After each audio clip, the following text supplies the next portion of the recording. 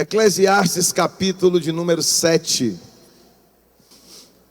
Eu quero ler com você o versículo de número 8. E você vai ver quanta riqueza tem na palavra de Deus, porque nós vamos ler, na verdade, a metade de um versículo, e depois nós vamos mergulhar nele. E você vai entender a profundidade da palavra de Deus. Eu quero ler só a primeira parte de Eclesiastes 7, 8. Que diz assim: melhor é o fim das coisas do que o princípio delas. Eu vou repetir, é só isso. Melhor é o final das coisas do que o princípio delas. Vou ler pela terceira vez, porque isso precisa queimar no teu coração nessa noite. Melhor é o fim das coisas do que o início delas.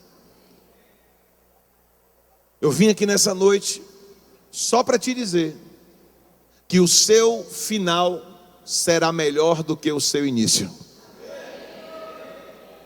E quem está lhe falando isso, não sou eu. Quem está lhe falando isso é Deus, através da palavra dele. E se ele diz que melhor é o final das coisas do que o início, eu quero te dizer, se prepare, porque o melhor de Deus na sua vida ainda está por vir. Deus, ele vai escrever o seu fim de uma forma melhor do que ele já escreveu o início. Deus está escrevendo as nossas histórias, irmão. A sua história está escrita pelo dedo de Deus, pela mão de Deus. Mas cada palavra que sai da nossa boca, cada gesto que nós temos, cada passo que nós damos, cada atitude que nós temos, seja para o bem, seja para o mal, está sendo escrita no livro que contará a nossa história. E como toda biografia, a nossa história tem um enredo. E esse enredo, ele tem início, ele tem meio e ele tem fim. No enredo da vida, na história da vida, existem muitas pessoas que até começaram bem, mas terminaram muito mal.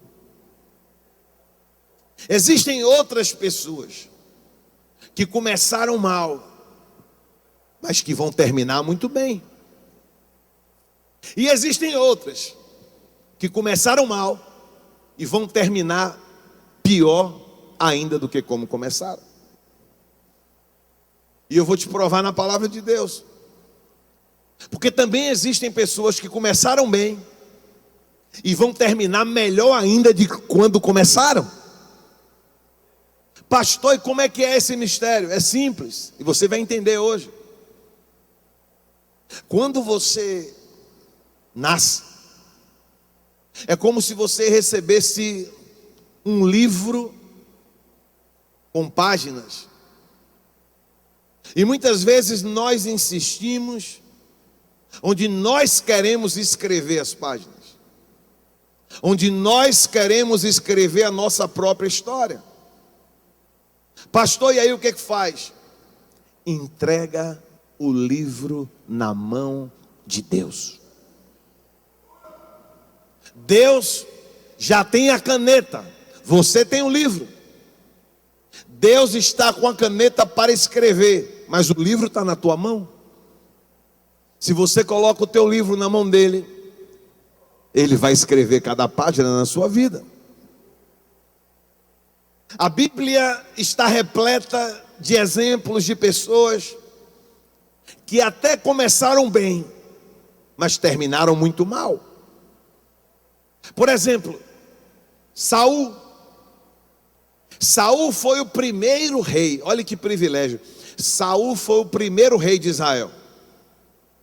Saul começou muito bem. A Bíblia diz que não havia homem mais temente a Deus do que Saul. Humilde, livre de qualquer soberba, de vaidade. Em todo Israel não se encontrava ninguém com as qualidades de Saul. Saul tinha um zelo com as coisas de Deus. Mas o fim de Saul foi terrível. O fim de Saul, ele se tornou soberbo, se tornou vaidoso, amante de si mesmo, prepotente e um homem sem fé. Um homem que já não tinha temor diante de Deus. Como eu disse, a Bíblia tem muitos exemplos. Salomão, outro rei. Salomão é considerado um homem mais sábio de toda a história. A Bíblia diz que não houve ninguém com mais sabedoria do que Salomão. Salomão nasceu de uma promessa que Deus fez para Davi. Deus deu a Salomão, olha, Deus deu para Salomão mais riquezas do que qualquer homem na história já alcançou. Eu acho que você não está entendendo. Sabe aquele cidadão Bill Gates?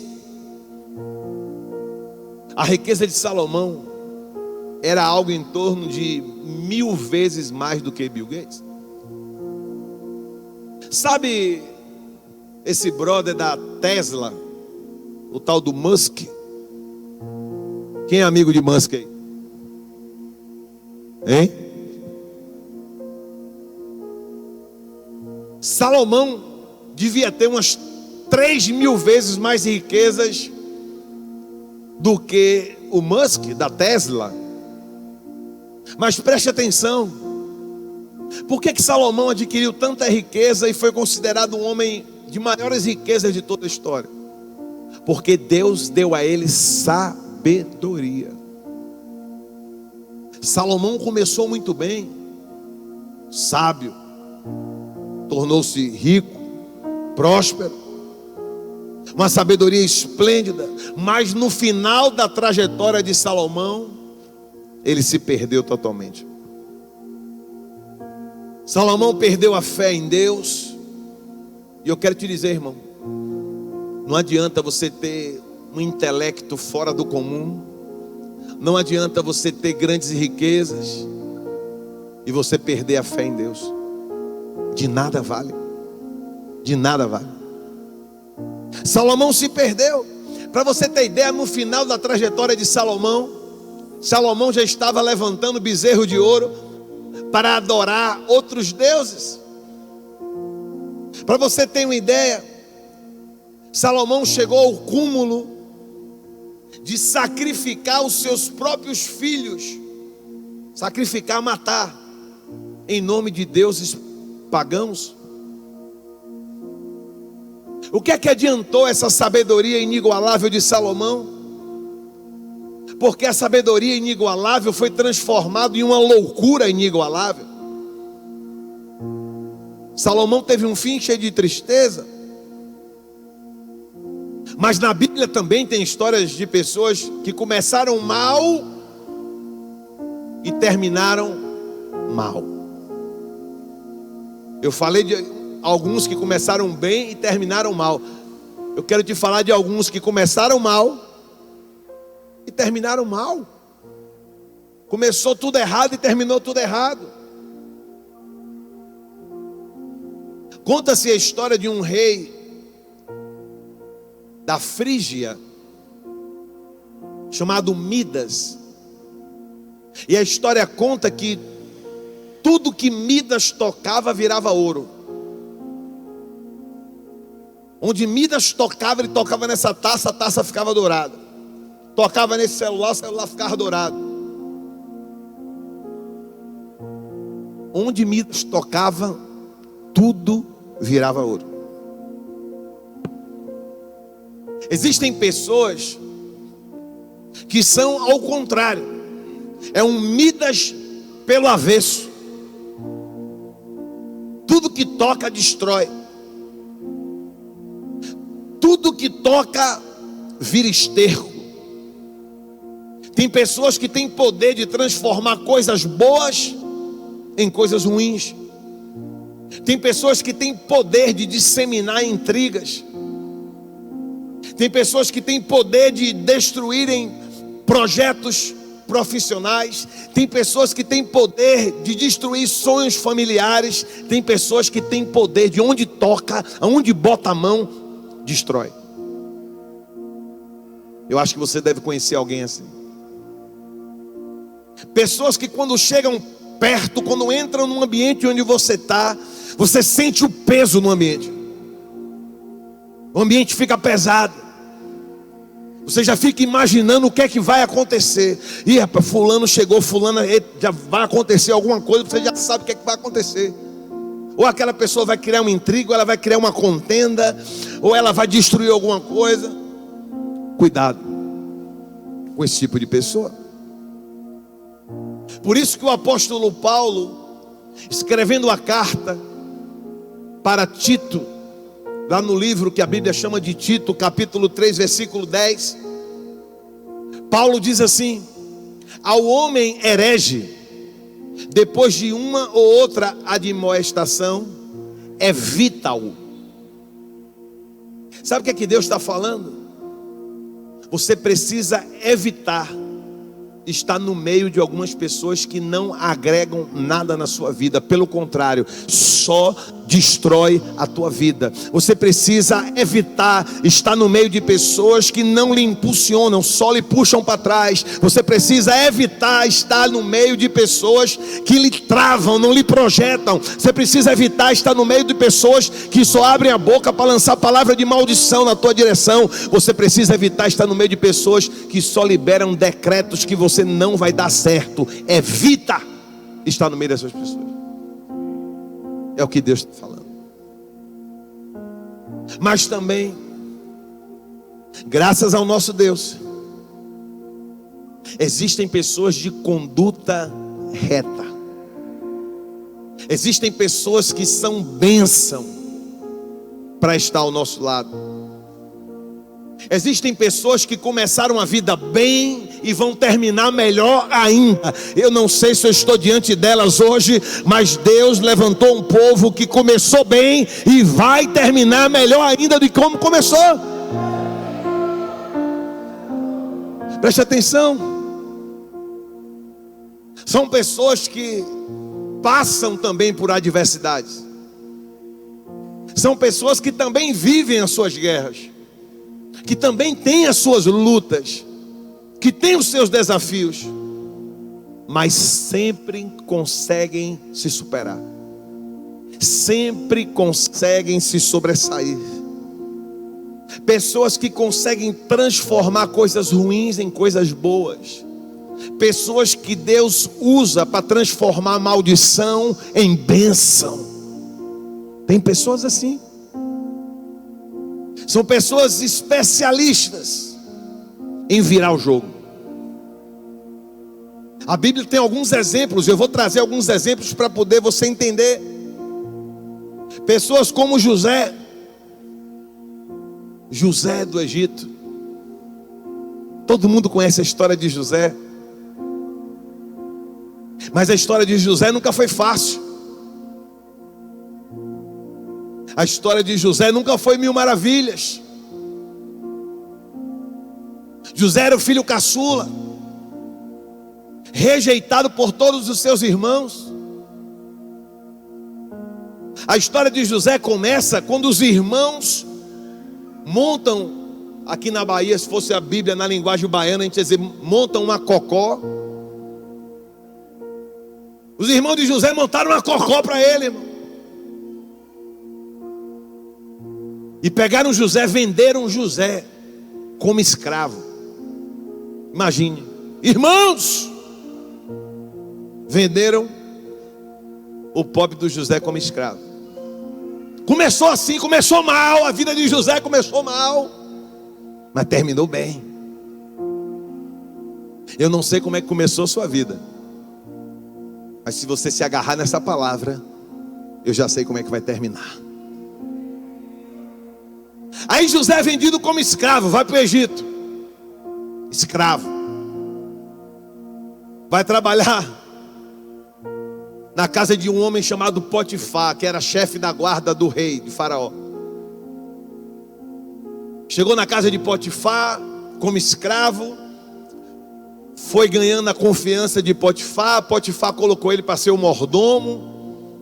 Continuava escravo, mas agora ele já dava ordem aos outros, já administrava a casa de Potifar. Aí o inimigo é sujo, e ele continua sujo. Satanás, quando vê você avançando em alguma área, Satanás, quando vê você prosperando em alguma área, aí agora é Satanás que monta a cocó. Aí o que é que Satanás fez? Montou um laço. Laço do passarinheiro.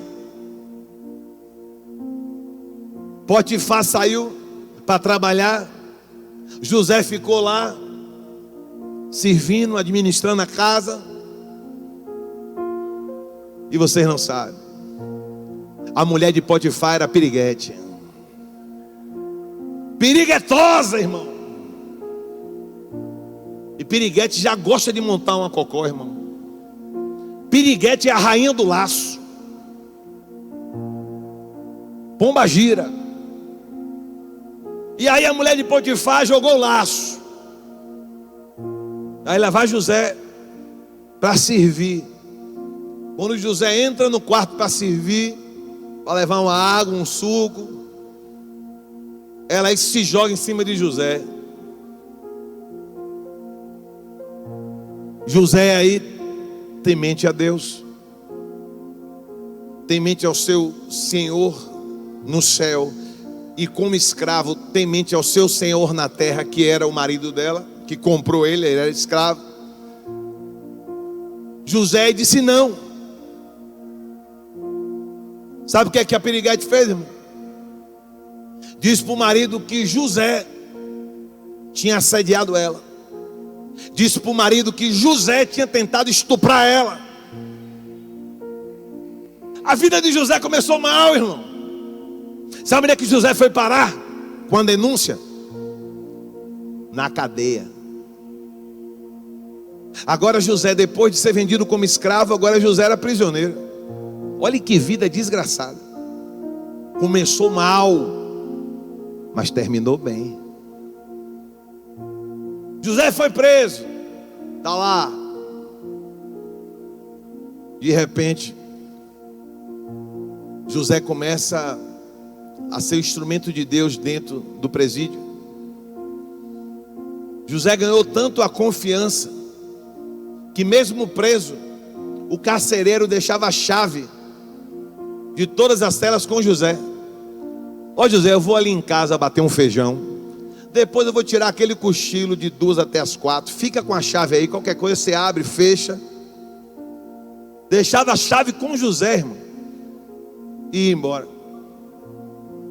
E assim José foi ganhando a confiança de todos. José tinha um dom de revelar sonhos. As pessoas tinham sonhos, contavam para José, e José dizia: esse sonho quer dizer isso, isso e isso. E deixa eu te dizer, Deus continua dando esse dom, não sei quem recebe. Deus continua dando o dom de revelações. É dom de Deus. E ali, José revelava os sonhos ali no presídio. De repente, o rei do Egito começa a ter uns sonhos, umas paradas diferentes, de umas vacas magras, vaca gorda, vaca que morria, vaca que vivia. Era vaca para um lado, vaca para o outro. E ninguém conseguia desvendar os sonhos do rei. E aí o chefe da guarda disse assim: olha, rei, Tem um prisioneiro, um escravo, que ele é lá de Israel. Ele tem dom de revelar sonho. Quer que traga ele aqui? Veja só. Por causa de um dom que Deus deu a José, a chave virou na vida de José. Deus vai lhe dar dons, que através desses dons a chave vai girar na tua direção. Preste bem atenção. Deus continua distribuindo dons. José vai lá para o palácio. Quando o rei conta para ele o sonho, José diz: é isso, isso, isso, isso e isso. Sabe o que o rei diz? José, você não vai voltar mais lá para o presídio, não. A partir de agora você vai ficar comigo no palácio. E tem mais. Você agora vai ser governador sobre todo o Egito. A partir de agora eu decreto aqui que você será governador por todo o Egito. Irmão, olha o que é que Deus fez na vida de José. Começou mal, vendido como escravo, prisioneiro, debaixo de calúnia, de difamação. E agora Deus virou a chave. José agora era governador de todo o Egito. Depois do rei, quem mandava no Egito inteiro agora era José. Tem pessoas que são assim, começam mal, tudo dá errado, tudo está dando errado. Mas a Bíblia diz, Eclesiastes 7:8, melhor é o fim de todas as coisas do que o início delas. O início de José não foi fácil, mas o final foi uma delícia. Daniel, profeta Daniel. Sabe como é que começou a história de Daniel? Daniel tinha 17 anos. Morava em Jerusalém. Jerusalém que estava em guerra com a Babilônia, do rei Nabucodonosor. E aí Nabucodonosor liberou um decreto, diz: olha, traga, aprisione, eu quero escravos de Jerusalém. Eu quero jovens inteligentes, sábios. E aí Daniel dançou. Daniel entrou na Babilônia prisioneiro, escravo na Babilônia. Quando o rei Nabucodonosor pegou esses prisioneiros de Israel, liberou um decreto: toda vez que o chofar tocasse, que a buzina tocasse, todos tinham que dobrar o joelho para adorar os deuses de imagem, de escultura lá de Nabucodonosor. E Daniel disse: o meu joelho não dobra, meu joelho só se dobra diante do Deus Todo-Poderoso de Israel. Aí o rei baixou um decreto que quem não se dobrasse, que ia ser lançado na fornalha. Daniel foi parar na fornalha. Daniel foi parar na cova dos leões.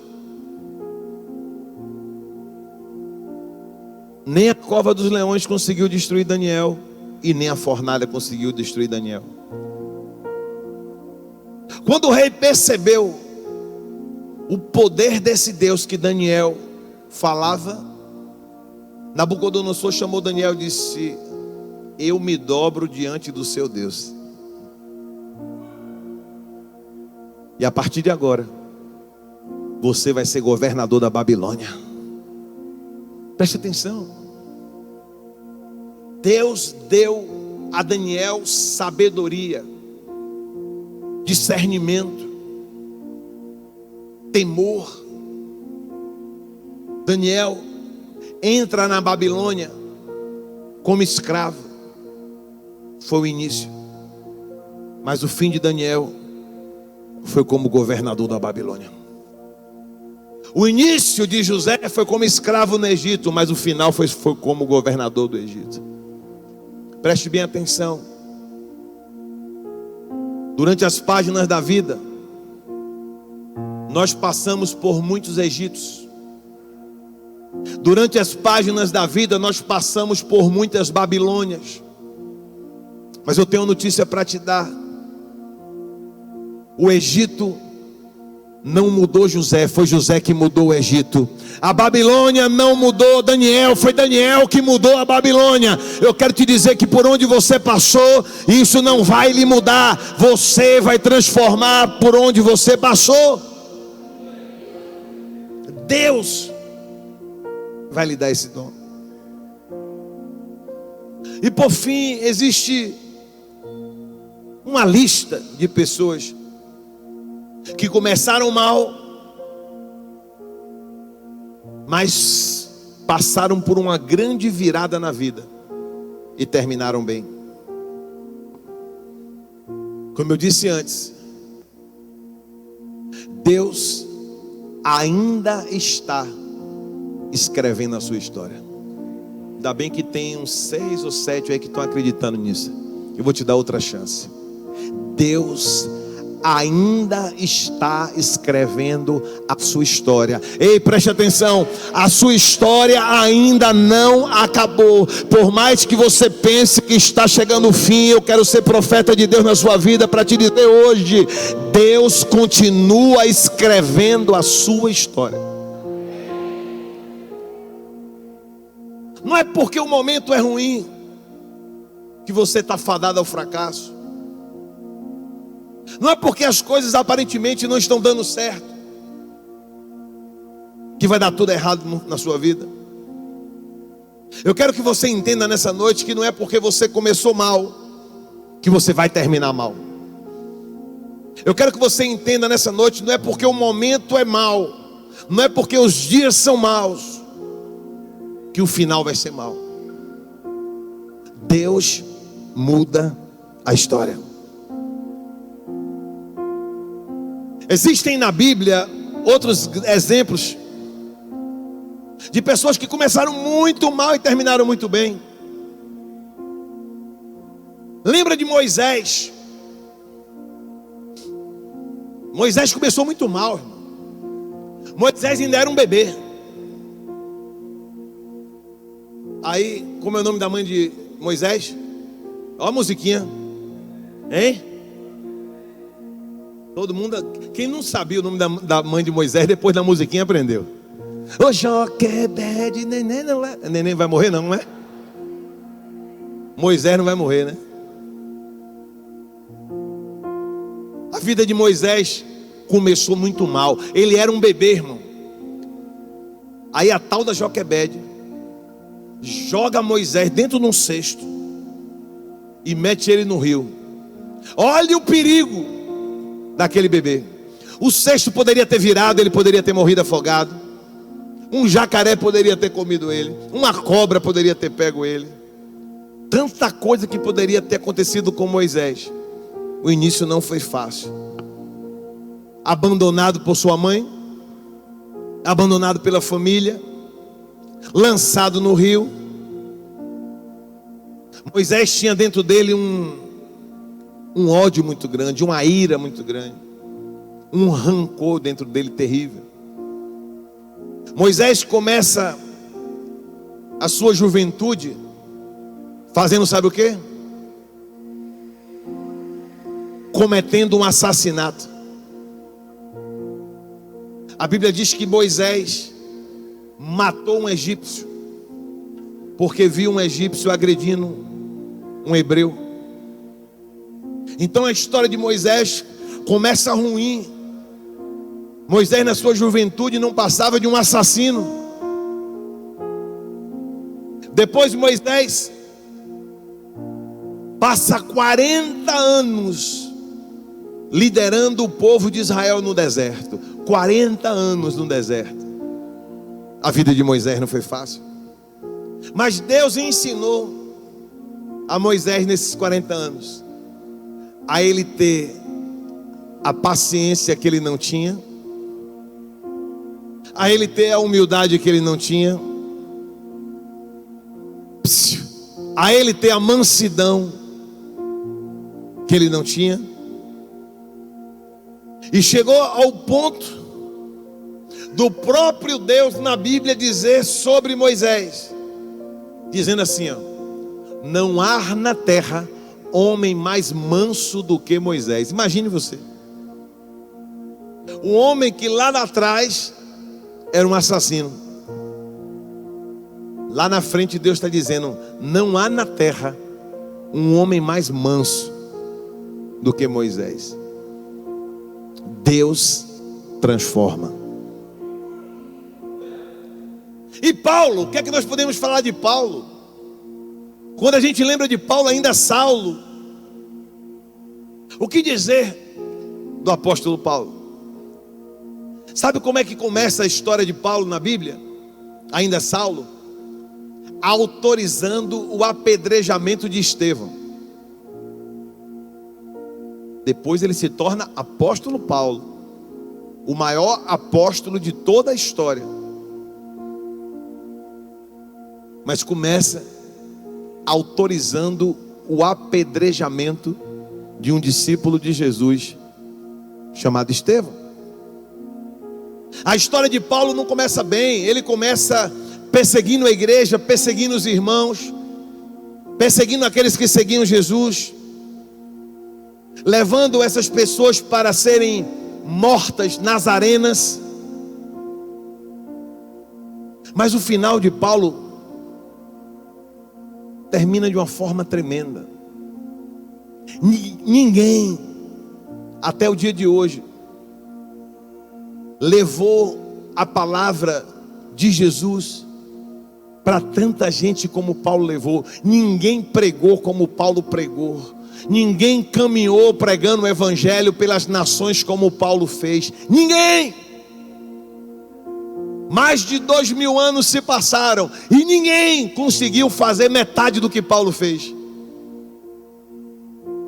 O fim de Paulo foi maravilhoso, mas o início foi péssimo. Péssimo.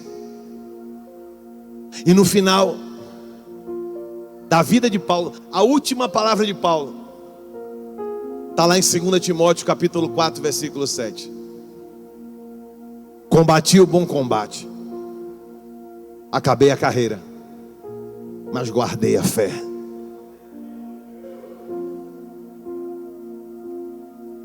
O final será melhor do que o início. E o malfeitor que estava na cruz do lado de Jesus,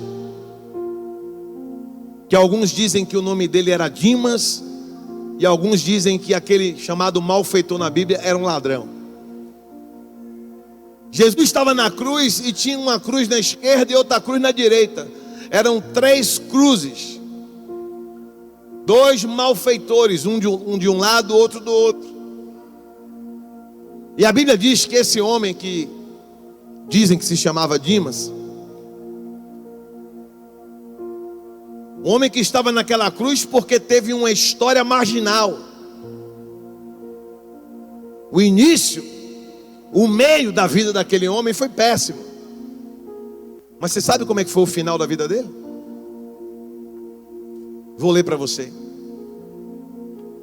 Lucas capítulo 23, versículo 42 e 43 diz assim, ó: e disse o malfeitor, o ladrão, o tal do Dimas, que estava na cruz do lado de Jesus, ele disse para Jesus assim: Senhor, lembra-te de mim quando chegardes no paraíso. Aí Jesus olha para o lado, Jesus olha para aquele homem que estava ali condenado porque era um malfeitor, porque era um ladrão, um assassino, algo parecido. E o versículo 43, Jesus diz assim para ele: em verdade eu te digo, que ainda hoje estarás comigo no paraíso, estarás comigo na eternidade, ainda hoje estarás comigo para a vida eterna. Esse foi o final desse homem. Foi no último minuto da prorrogação, no último segundo, Guga, no último lance do jogo, aquele homem ainda teve força para olhar e falar com Jesus, e chutou, e fez o gol. E ganhou de 1-0 do diabo. Tudo dizia que aquele homem ia para o inferno, mas Jesus libera uma palavra para ele no final dos 45 do segundo tempo e diz: ainda hoje estarás comigo na vida eterna. O final vai ser sempre melhor do que o início. Existem pessoas que passam a vida inteira com a sensação de impotência, porque não consegue resolver as coisas. Até pensa, mas não consegue executar. Tem pessoas que passam a vida inteira com sentimentos de culpa, prisioneiros de culpa, de coisas que não são nem culpadas, mas passam a vida inteira se culpando. E já estão assim há muitos anos. Acham, acreditam que não tem mais saída e por isso não buscam também uma mudança. Tem pessoas que se entregam ao fracasso fácil demais. Por isso que você vê tanta gente, quando você menos espera, que são açoitados pelo espírito maligno da depressão. Depressão é um espírito maligno que só vem para roubar, matar e destruir. Mas é nessa hora que Jesus entra. É a hora de virar o jogo da vida e se esforçar para fazer grandes coisas. Tem alguém entendendo aí? Porque o fim vai ser melhor do que o começo. Isso significa dizer que com Jesus na vida, o que está por vir vai ser melhor do que o que já aconteceu. E quando eu digo isso para algumas pessoas, algumas dizem assim para mim: pastor, eu já estou velho, já estou com a idade avançada, já não tenho mais idade para estudar, já não tenho mais força para trabalhar. Sabe o que é que eu respondo para essas pessoas? Eu digo assim: lembra-te de Abraão, lembra-te de Sara,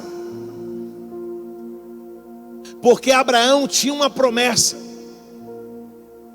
Deus tinha feito uma promessa para Abraão, mas a promessa só se cumpriu na velhice.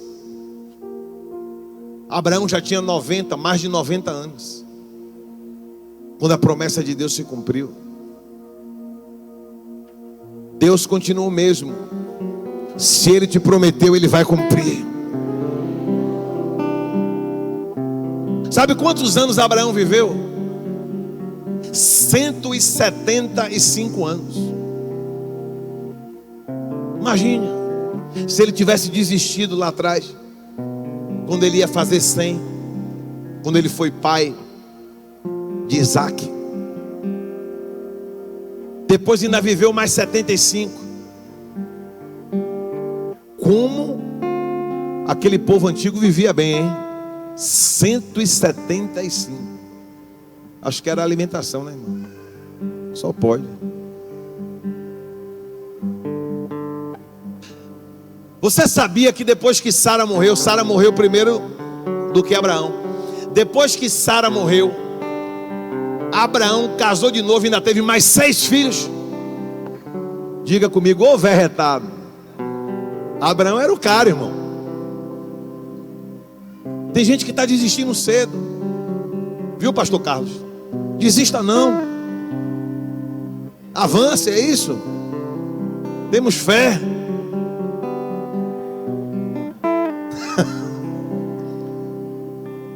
Ei, você não está velho. Você pode até estar cansado, vivendo lutas que estão lhe desgastando. Mas eu conheço um Deus que tem um bálsamo que renova suas forças. Você pode até estar pensando que você já viveu o melhor da vida. Ei, a Bíblia diz que o melhor ainda está por vir. Qual é a maior emissora de televisão do Brasil?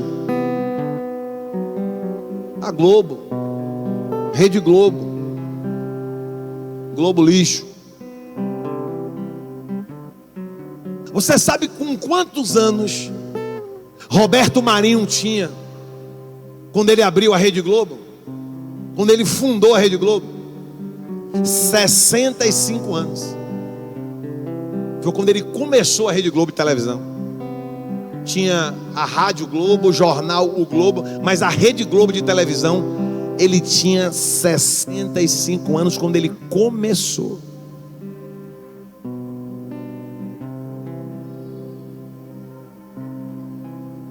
Caleb, discípulo de Moisés, quando entrou em Canaã para tomar posse da terra que Deus tinha prometido, a terra que manava leite e mel, sabe quantos anos Caleb tinha? 85. Quando Caleb entrou em Canaã, 85. Nelson Mandela, que foi presidente da África do Sul, do apartheid. Nelson Mandela ficou 30 anos, quase 30 anos preso. Com 76 anos, ele cumpriu a pena, saiu da prisão e se tornou o primeiro presidente negro da África do Sul. 76 anos. Vamos lá. E para encerrar, o que é que eu posso falar de Jesus? Jesus começou bem ou mal? Hein? Bem ou mal? Quem acha que Jesus começou mal, levanta a mão. Mal. Agora quem acha que Jesus começou bem, levanta a mão. Jesus começou mal, irmão. Mal, péssimo. Você sabe como é que Jesus nasceu? Na maternidade do Hospital Santa Amaro? Não. Sabe onde é que Jesus nasceu? Numa manjedoura, num estábulo, lugar onde tinha vaca, cavalo, cachorro, cocô, bosta. Escondido, porque Herodes queria matar Jesus. O cara, meu irmão, já nasceu ameaçado de morte. Nasceu numa manjedoura, escondido, junto com fezes de cavalo. Começou bem ou mal? Mal. Depois Jesus cresce e vai parar numa cruz. E antes da cruz, Jesus foi açoitado. Antes da cruz, Jesus recebia chicotadas, onde na ponta do couro tinham ganchos de ferro, que quando entrava no corpo dele e puxava de volta o chicote, arrancava a carne de Jesus. Enfiaram uma coroa de espinho na cabeça de Jesus, com cravos que eram maiores do que o seu dedo indicador, cravados no crânio, furando o crânio de Jesus. Isso é bom ou ruim? Bom ou ruim? Péssimo. A história de Jesus nunca foi fácil, mas o final é sempre melhor do que o início. Saiu da cruz, foi sepultado, mas tinha uma promessa, e a promessa do Pai era que o Filho ressuscitaria ao terceiro dia.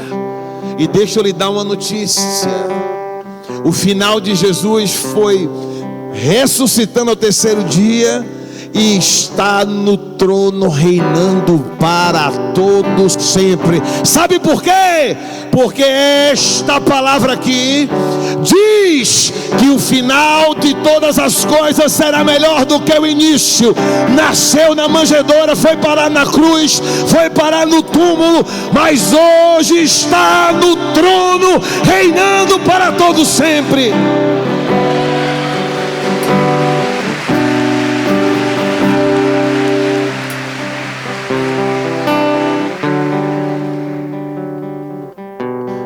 Todos achavam que o final de Jesus era naquela cruz. Tem muita gente pensando que chegou o seu fim. Olha para quem está do seu lado e diga: não chegou o seu fim. Diga: tem mais página. Diga para essa pessoa: tem mais página. Agora olha para essa pessoa e diga assim, ó: deixa Deus escrever.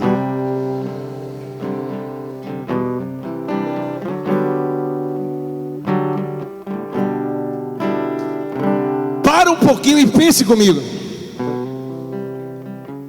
Ainda dá tempo de você realizar seus sonhos.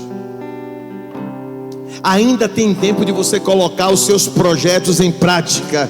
Pare e pense comigo.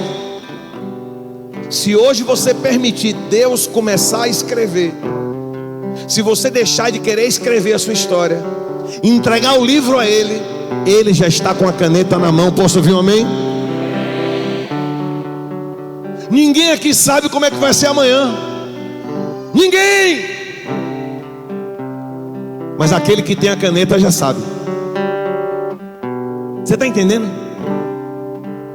Você não sabe o que é que está escrito na próxima página, mas aquele que tem a caneta já sabe.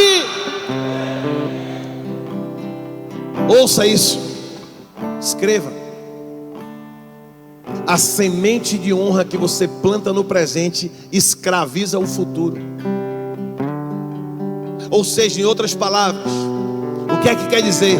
A semente de honra que você planta no presente escraviza o futuro. É simples. A sua atitude hoje, a sua ação hoje determina. O que é escravizar? É dar ordem ao futuro. O que você faz hoje escraviza o futuro. Aquilo que você planta hoje diz ao futuro o que o futuro vai ser. É como você age. Como você tem vivido. Deixa eu lhe dar uma notícia. Tem muita gente aqui que está preocupado com o início. Tem muita gente aqui que está preocupado com o que passou. Deixa eu te falar uma coisa. Deus não está preocupado com o seu início. Deus não está preocupado com o que passou. Sabe por quê? Deus está preocupado como vai ser a próxima página na sua vida. Deus não fica lendo página virada. Deus só lê aquilo que Ele está escrevendo. Tem alguém entendendo aí? Mas tem alguém que fica furioso com tudo isso. Sabe quem é? O inimigo. O diabo.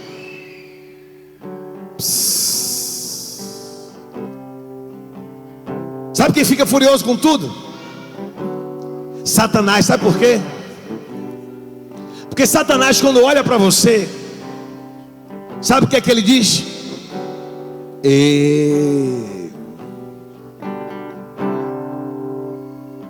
O final dele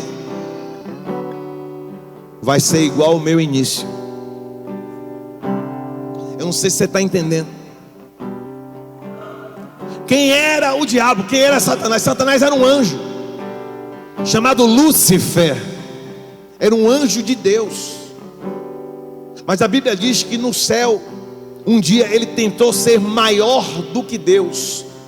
E aí ele foi expulso do céu e se tornou o inimigo de Deus e nosso inimigo.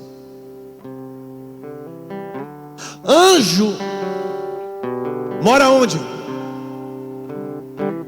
Onde é a casa do anjo, irmão? Onde é a residência do anjo, irmão? No céu. Então Satanás, quando olha para você, ele diz assim, ó: o final dele vai ser igual ao meu início. E para piorar, sabe o que ele diz? Que seu início vai ser igual ao fim dele. Tem gente aqui que vivia literalmente no inferno. Tem gente aqui que andava no lamaçal do inferno. Quando Satanás olha para você, ele diz assim: ei, inverteu tudo. Aonde eu estava é para onde ele vai, e para onde eu vou é para onde ele estava. Você está confundindo a cabeça do inimigo, irmão. Você não está entendendo. Deus continua escrevendo a nossa história. Olha para mim, eu quero encerrar.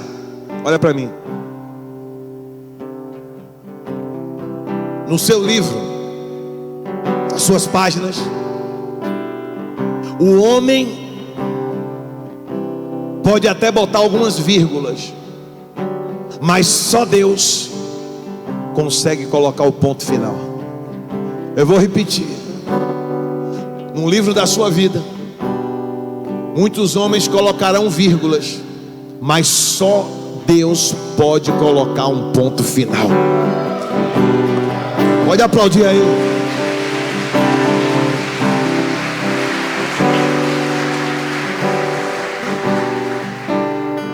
Eu quero orar com você, mas antes de orar eu quero lhe contar a última história dessa noite.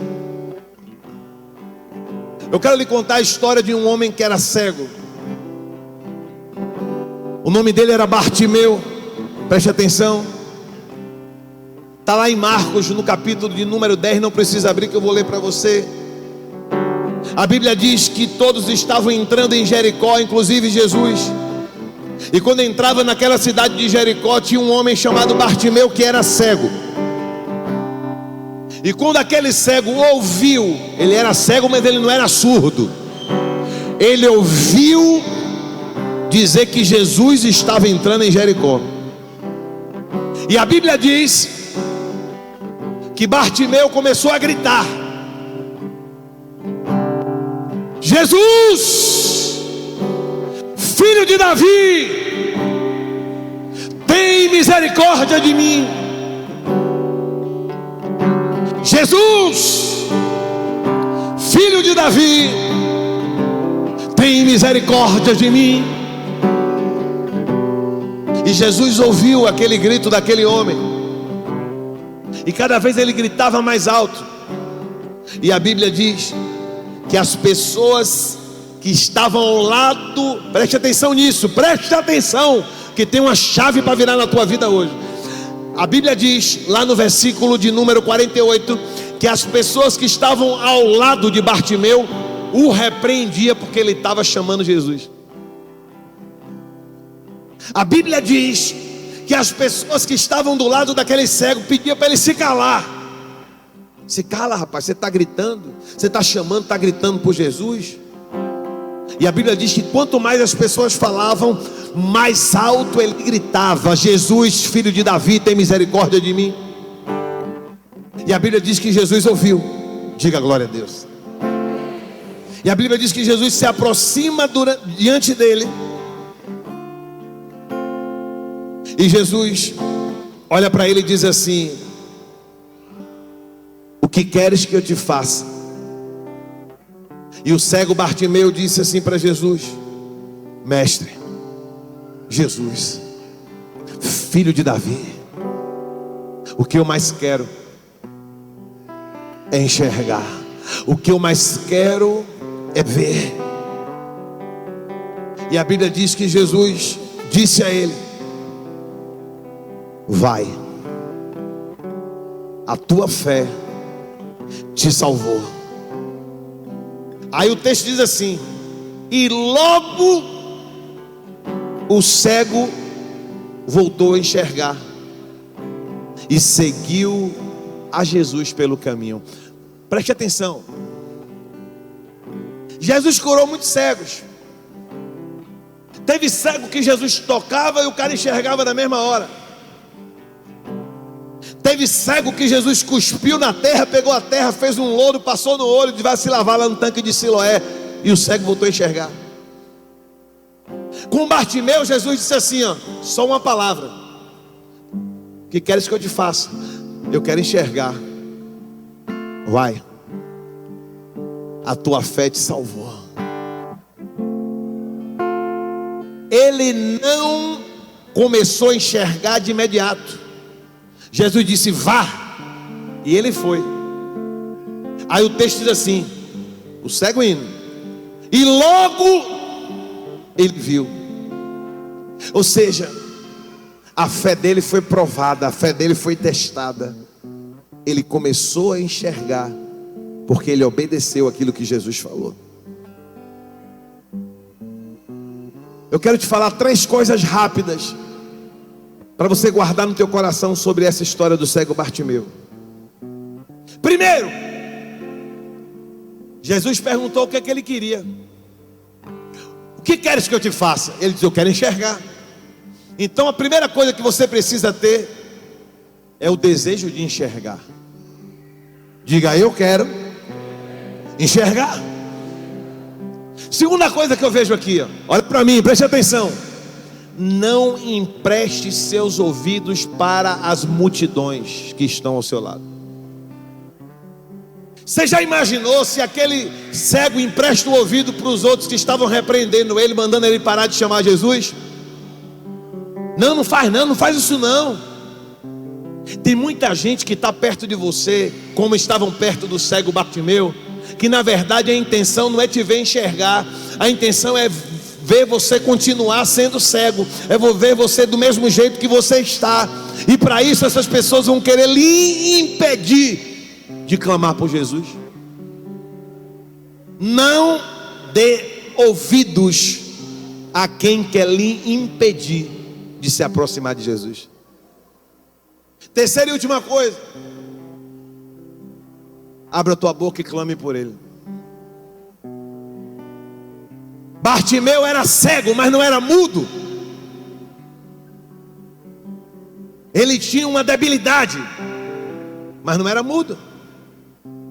Nós temos as nossas debilidades, mas nós temos qualidades que nós precisamos usar para atrair a atenção do Senhor. Então clame por Jesus. Eu quero orar por você. E eu queria que devagarzinho, esquecendo de quem está perto de você, você fosse ficando de pé. Mas não saia do teu lugar. Não é hora de você ir no banheiro, não é hora de você beber água, não é hora de você conversar com ninguém. Agora é a hora de você conversar com Deus. Chegou a hora de você conversar com Deus.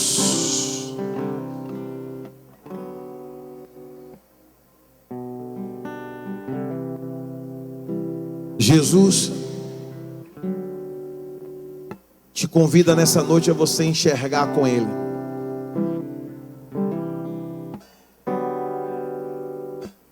Eu não estou falando aqui de uma cegueira física, preste atenção. Eu estou falando de uma cegueira espiritual.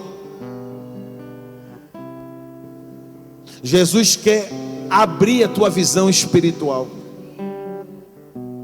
Jesus quer entregar uma leitura espiritual e você só lê quem enxerga.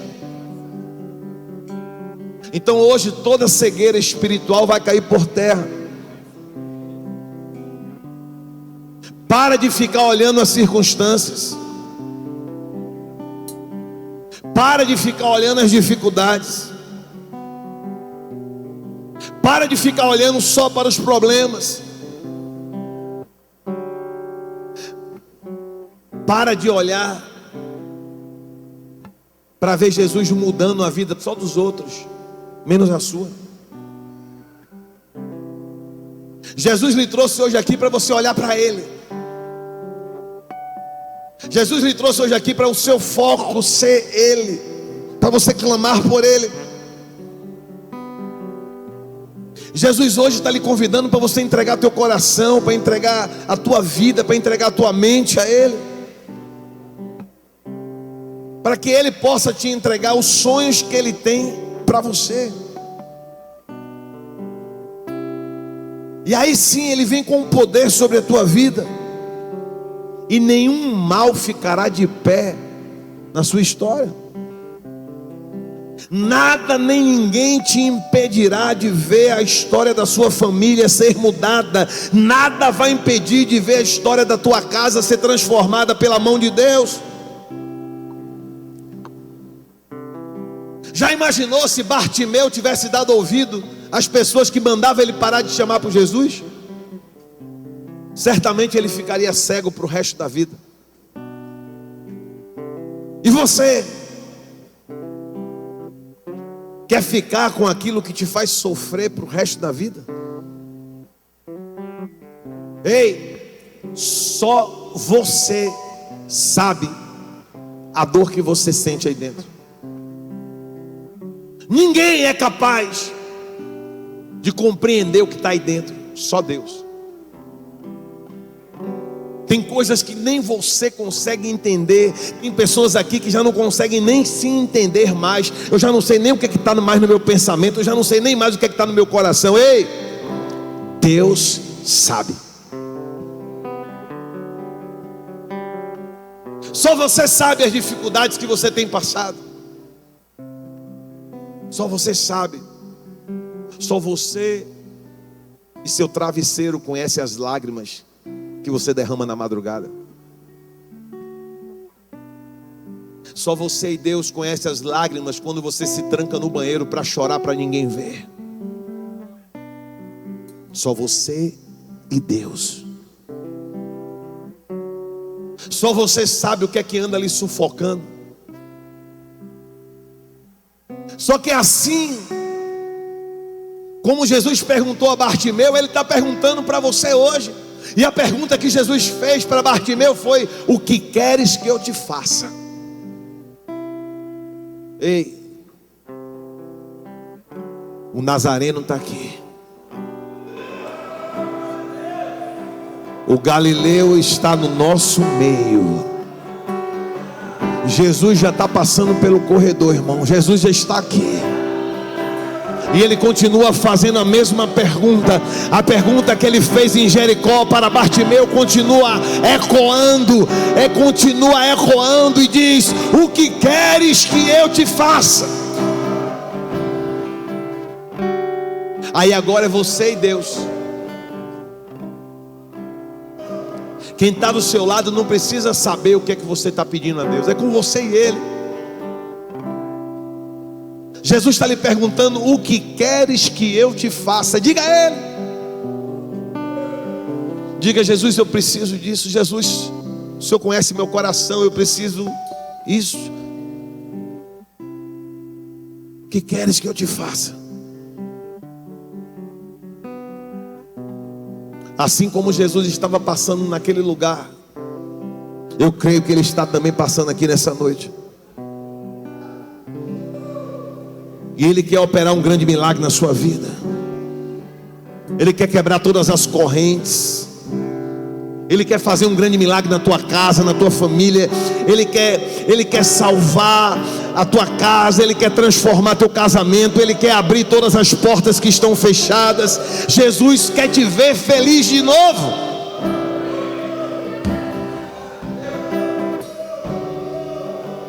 Jesus quer enxugar suas lágrimas. Jesus quer enxugar o seu pranto. Jesus quer transformar o teu pranto em sorriso, em alegria. Mas hoje a escolha é sua. É entregar o teu livro para aquele que tem a caneta. Entregar o teu livro para aquele que quer escrever a próxima página. Jesus está aqui. E você quer continuar com os seus olhos espirituais fechados? Sem conseguir enxergar toda a felicidade, toda a alegria que Ele tem para trazer para a tua vida, para renovar a tua vida?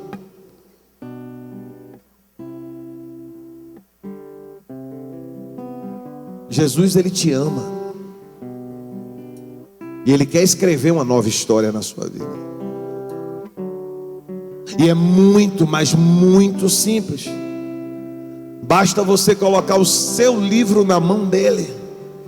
A caneta ele já tem, e você tem um livro. Entrega o livro para quem tem a caneta e deixa ele escrever a página seguinte. Jesus pode escrever a sua história de novo. Olha o que ele fez comigo. A chance de dar tudo errado era tudo que eu tinha em mim. Olha o que ele fez comigo. No olhar eu carregava um pouco de morte, e a minha festa era tão vazia de sorriso. E quando eu pensei que o rio ia secar, olha o que ele fez comigo. Vai fazer assim contigo hoje.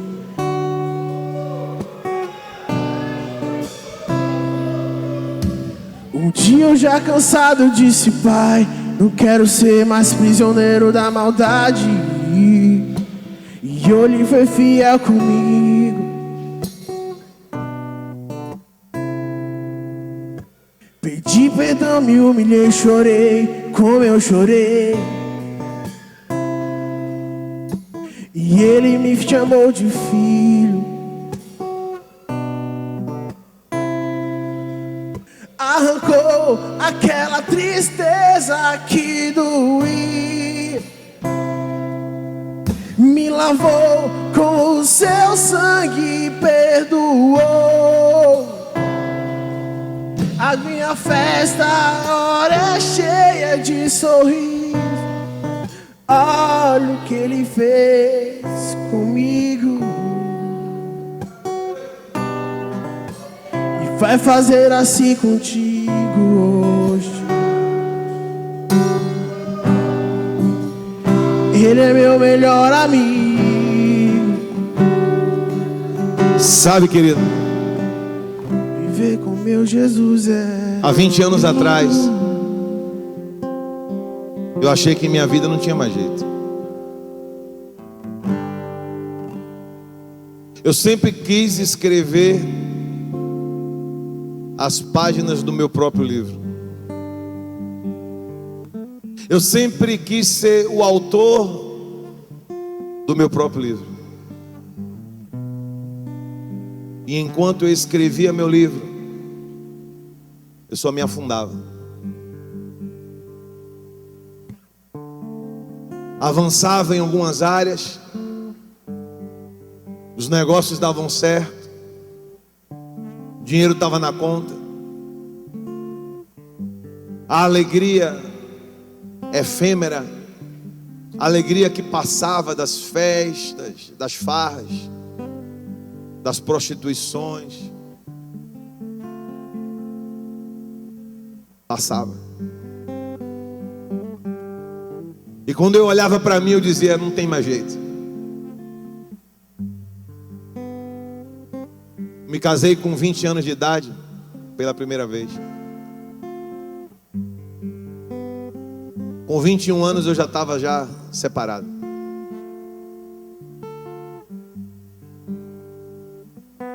Passei dos meus 21 até os 24, numa buraqueira que você não queira ter ideia. O lamaçal do pecado, onde eu afundei. Mas tudo dava certo. O dinheiro continuava na conta, continuava prosperando. Mas quando eu chegava em casa, que eu deitava no travesseiro, quando eu me olhava no espelho, eu dizia: não tem mais jeito. Com 25 anos eu me casei de novo. Na verdade, comecei a namorar. E me casei com quem eu comecei a namorar aos 25, aos 27. Hoje eu tenho 23 anos de casado.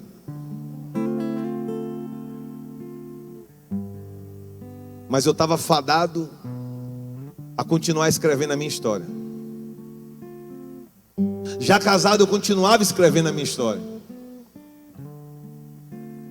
Porque eu já estava no segundo casamento. Mas continuava vivendo a mesma vida.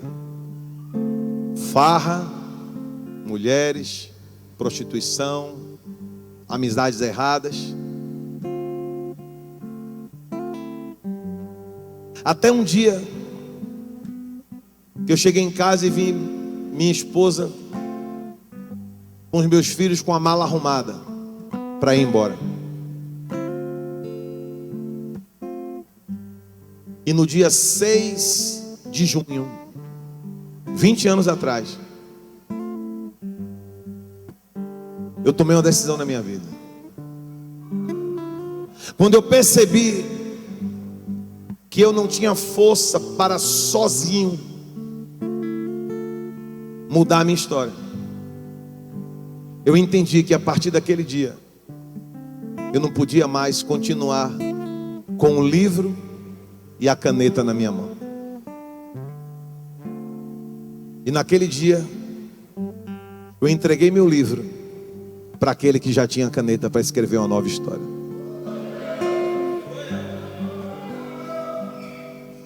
O meu início não foi bom. Engana-se quem acha que dinheiro é tudo na vida. Meu início foi péssimo. Porque o meu avô, o pai do meu pai, já tinha largado a minha avó na juventude com 10 filhos no interior da Bahia. Minha avó teve que criar 10 filhos, porque meu avô arrumou uma mulher mais nova e foi morar em São Paulo. Quando eu tinha 11 anos de idade, meu irmão tinha 9, meu pai largou minha mãe, porque arrumou uma mulher mais nova. Meu início nunca foi bom. E se eu continuasse escrevendo a minha própria história, minha história ia ser igual do meu avô, minha história ia ser igual do meu pai. Mas um dia eu tomei a decisão e disse: a partir de hoje, quem escreve a próxima página é Jesus. E se Ele fez isso comigo, Ele pode fazer contigo. Se Ele escreveu novas páginas na minha vida, Ele pode escrever novas páginas na sua vida. Não importa o que você viveu até aqui. Não importa o que é que você viveu com seus pais, com seus avós. Não importa o teu passado. O que importa é a próxima página. E quem vai escrever a próxima página? E Jesus quer escrever a próxima página. Jesus pode escrever a sua história de novo. Olha o que Ele fez comigo. A chance de dar tudo errado era tudo que eu tinha em mim. Olha o que Ele fez comigo.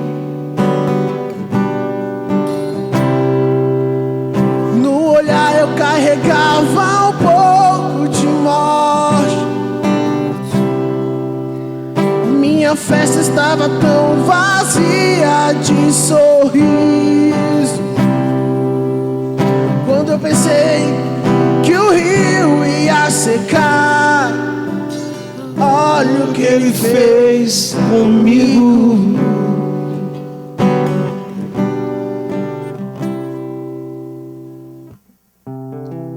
Hoje Ele quer fazer contigo. Eu não sei como é que você entrou por esta porta. Talvez com o livro e a caneta na sua mão. Mas você pode sair por esta porta sem o livro e sem a caneta, mas sabendo que você entregou nas mãos daquele que é chamado o autor da vida.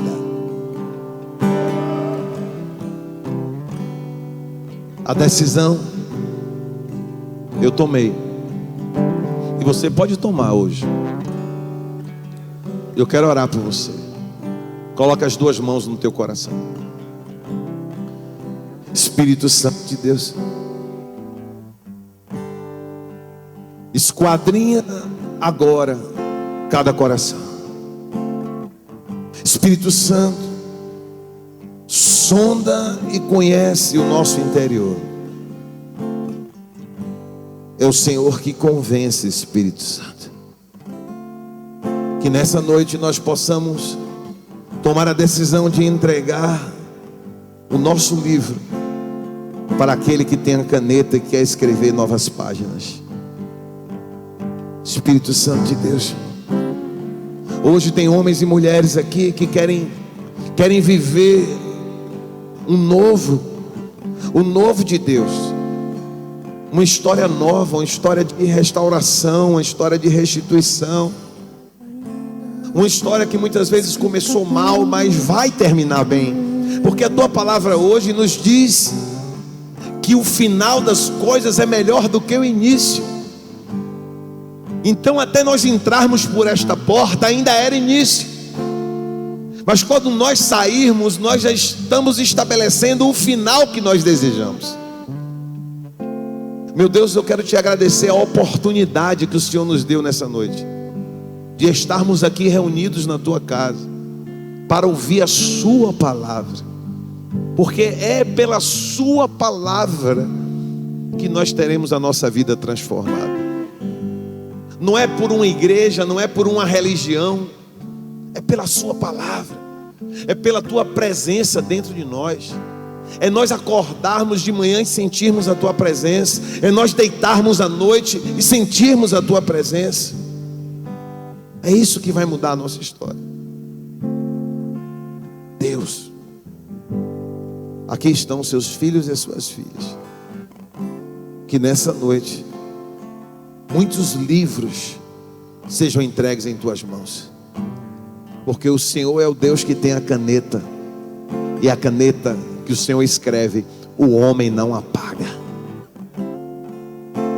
Obrigado, Jesus. Obrigado, Jesus. Junte suas forças e clame a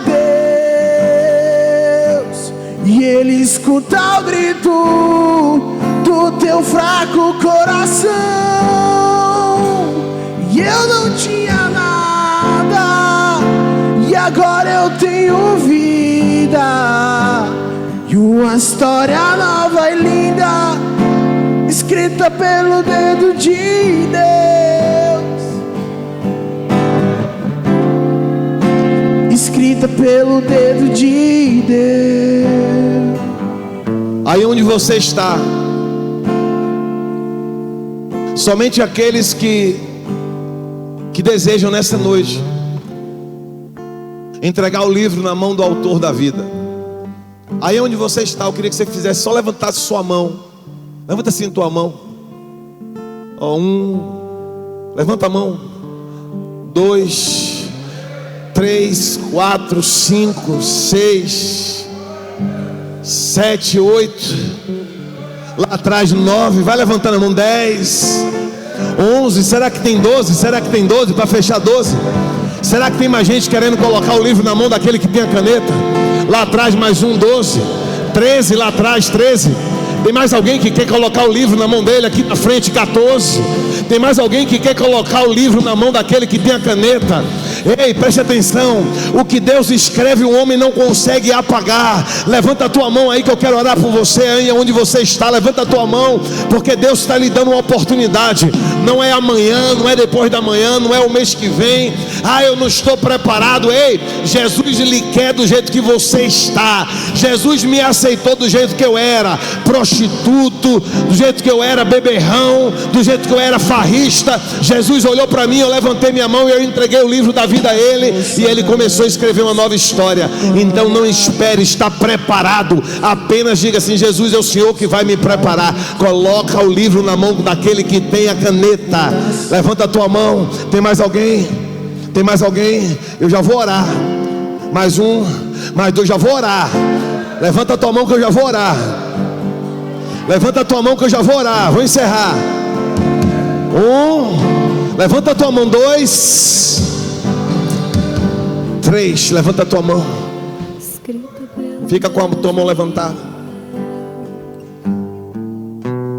Senhor Jesus, recebe o livro deste homem e desta mulher.